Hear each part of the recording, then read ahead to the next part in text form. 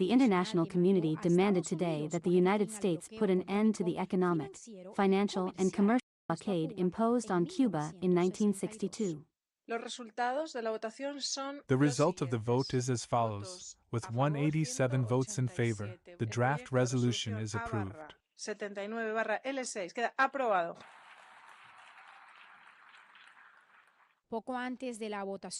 Shortly before the vote, from the highest tribune of the United Nations, the Cuban foreign minister warned about the permanent reinforcement of the siege policy against the island and its most recent impact. The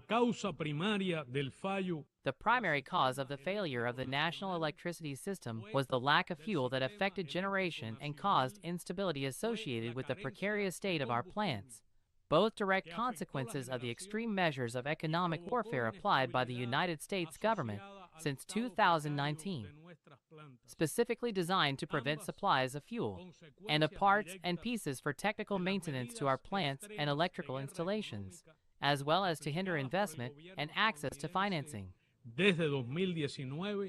Rodriguez denounced the extraterritorial nature of unilateral coercive measures.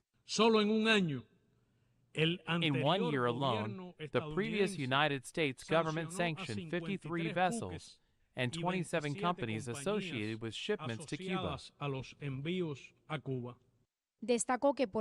He emphasized that for more than 6 decades, Cuba has been the victim of the most unjust, severe, and prolonged system of sanctions ever applied against any country. The blockade against Cuba is an economic, financial, and commercial war and qualifies as a crime of genocide. The Cuban diplomat stated that more than 80% of the current population has only known a blockaded Cuba. No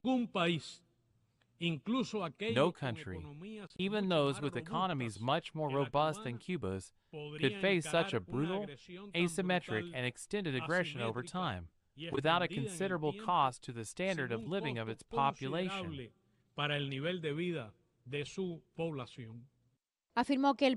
He further stated that the blockade is an act of economic warfare in times of peace. It would be impossible to ignore that the extreme hardening of the blockade is the main reason that has led a significant number of young Cubans to bet on transitory or permanent ways of personal fulfillment outside the island, which has a lacerating impact on families and the homeland.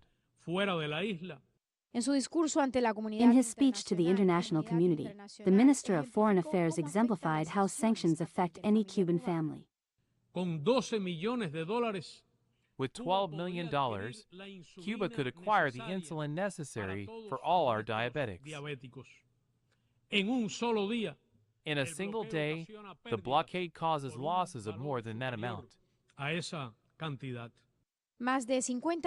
More than 50 countries took the opportunity to speak on the podium to call for an immediate end to the siege, which they described as anachronistic, immoral, and inhumane.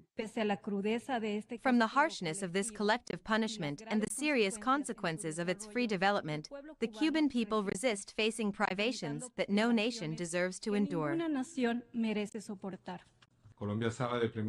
Colombia knows firsthand that far from supporting terrorism, Cuba has worked tirelessly in the search for peace and overcoming the armed conflict in my country.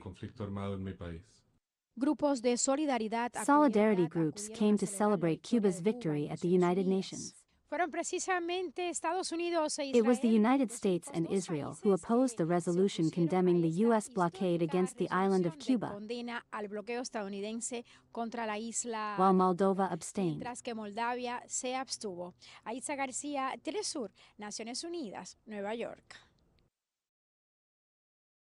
In Sudan, more than 130 women committed suicide in a single day for fear of being sexually abused by warring military groups in the nation's civil war. The news came to light recently after a publication on social networks and has given way to a wave of denunciations comparable to the increase in sexual crimes. Hala Al-Karib, Regional Director of the Strategic Initiative for Women in the Horn of Africa, confirmed that the reports about the denunciation are absolutely true. Karib confirms that since the first day of the war, women have been subjected to brutal abuses, and notes that in this conflict, the main victims of the paramilitary forces are girls and women between 17 and 35 years of age. On Thursday, the United Nations interim force in Lebanon, UNIFIL, was the target of over 30 attacks, most of them coming from the Israeli occupying forces. UNIFIL's spokesperson, Andrea Tinelli, stated so, adding that at least 7 of the hostile actions perpetrated by Israel were deliberate.